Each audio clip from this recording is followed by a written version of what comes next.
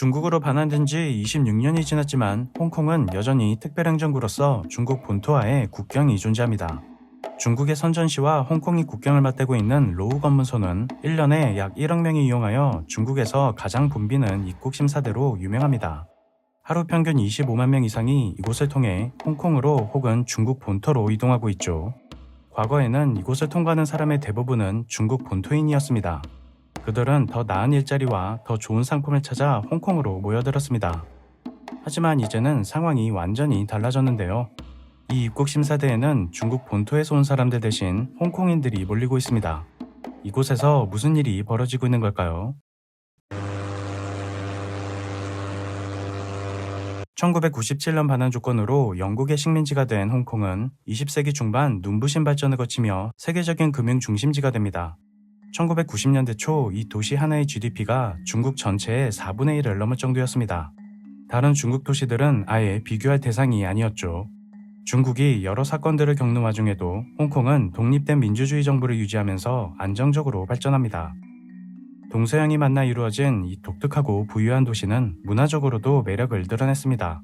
중국인은 물론 서양인들조차도 한 번쯤 가보고 싶은 곳이 되었죠. 이렇듯 홍콩이 상업 항구 도시로서 명성을 떨치는 동안 중국은 폐쇄적인 경제체제 하에서 오랜 세월을 낙후된 채 보내야 했습니다. 1979년 실용주의자였던 덩샤오핑이 최고 지도자가 되면서 마침내 중국도 시장경제체제로 변화하기 시작합니다. 덩샤오핑 정부는 외국 자본과 기술을 유치하기 위해 수출입에 유리한 입지를 가진 지역에 경제특구를 지정했는데요. 홍콩 바로 위에 위치한 선전이 대표적이었습니다. 각종 세제 혜택 등을 얻은 선전시는 중국의 개방 정책을 따라 엄청난 속도로 발전합니다. 급속히 늘어나는 일자리에 전국에서 사람들이 몰려들면서 7만 명의 주민이 살던 어촌마을은 2010년 무렵에는 인구 1000만 명이 넘는 거대 도시로 바뀌게 되죠. 베이징이나 상하이와 같은 대도시들이 오랜 역사를 가진 반면 선전은 한 사람의 계획경제 덕분에 단숨에 성장합니다. 가난한 어부들은 중산층이 되었고 땅을 가지고 있던 사람들은 하루아침에 벼락부자가 되었습니다. 이들이 현금다발을 들고 명품을 싹쓸이하는 모습은 선전시에서는 보기 드문 일이 아니었죠. 중국의 어느 지역보다도 많은 부를 안겨준 덩샤오핑을 선전의 시민들은 아주 특별한 존재로 기억합니다. 1997년 덩샤오핑이 사망했을 때 많은 선전 시민들이 슬퍼했으며 여전히 그를 추모하는 흔적들을 시내 곳곳에서 발견할 수 있습니다. 과거보다 큰 발전을 이룩하기는 했지만 여전히 선전 시민들에게 홍콩은 동경의 대상이었습니다. 중국 정부에 반환된 이후에도 홍콩 사람들은 더 높은 급여를 받았고 더 많은 자유와 풍요를 누리고 있었죠. 관광지로 유명한 도시답게 홍콩 거리에는 세계적인 브랜드와 쇼핑몰들이 즐비했습니다.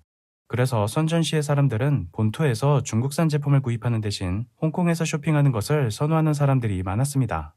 중국산 제품들은 저렴했지만 구매력과 눈높이가 올라간 선전 시민들은 비싼 제품에 기꺼이 지갑을 열 준비가 되어 있었죠. 그런데 2008년 이런 소비 행태에 더 큰 불을 붙이게 되는 사건이 일어납니다. 중국 분유 사건 혹은 멜라민 파동으로 우리에게 더 잘 알려진 이 대형 스캔들은 분유를 생산하던 산노그룹이 제품에 멜라민을 집어넣으면서 시작되었는데요.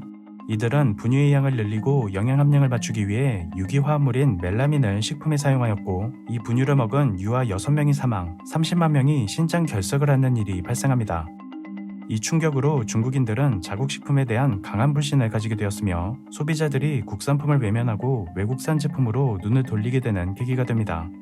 그리고 선전 시민들은 홍콩으로 건너가 분유 사재기를 시작했죠. 홍콩의 분유가 바닥날 것은 시간 문제였습니다. 이에 홍콩 정부는 중국 본토로의 분유 반출을 인당 2개로 제한하는 조례를 발표하고 이를 어기시 구속시키겠다는 특단의 조치를 내립니다. 사태는 수습되었지만 선전시의 사람들에게 홍콩은 이후로도 비싸지만 좋은 물건을 살 수 있는 곳으로 각인되어 왔습니다. 홍콩 사람들도 저렴하게 주말을 보내기 위해 가끔씩 선전을 방문하기도 했죠. 2010년대에 들어서도 선전은 중국 제조업 발달의 동력이 되어 쉬지 않고 성장을 이어나갑니다. 선전은 화웨이와 텐센트 같은 초대형 기업들의 본거지가 되었고 애플의 아이폰을 생산하는 폭스콘의 생산기지이기도 했습니다. 핸드폰, 노트북 등 글로벌 업체들의 전자제품 생산은 선전시에 집중되었고 우리나라 기업들도 예외는 아니었죠. 그리고 2019년 마침내 선전시의 GDP는 홍콩을 넘어섭니다. 오랫동안 흠모와 질투의 대상이었던 홍콩은 중국인들에게 더 이상 예전과 같은 거대한 존재가 아니었습니다. 중국 경제 전반이 성장하면서 홍콩이 중국 전체 GDP에서 차지하는 비율도 상대적으로 감소하여 2021년엔 겨우 2% 수준이 되었죠. 홍콩은 이제 독보적인 도시에서 다른 많은 발전된 도시들 중 하나가 되어버렸습니다. 반면 선전의 인구와 구매력은 지속해서 증가했는데요. 중국 내 1인당 GDP 1위 도시로 등극하면서 주요 판매 시장으로서 해외 기업들의 타깃이 될 수밖에 없었습니다. 이에 따라 월마트와 코스트코, 샘스클럽 등 미국 대형마트들이 물밀듯이 들어오게 됩니다. 이들이 치열한 경쟁을 벌이면서 선전 시민들은 좋은 상품을 저렴한 가격에 구매할 수 있게 되었죠. 더 이상 예전처럼 중국산을 두고 고민할 필요도 없었습니다.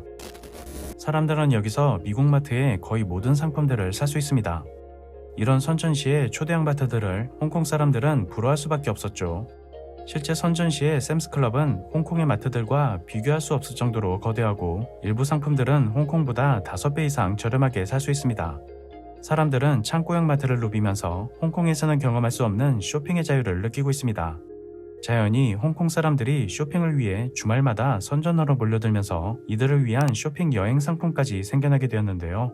현재 이런 쇼핑 여행 상품을 파는 여행사가 10군데가 넘습니다. 10여 년 전 본토인들이 홍콩에서 누렸던 쇼핑의 행복을 지금 홍콩 사람들이 선전에서 재현하고 있습니다.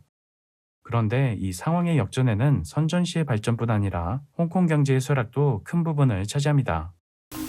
중국 반환 후 정치적, 사회적 불안이 증가하면서 홍콩 내 해외 자본과 기업들은 조금씩 이탈하기 시작했는데요.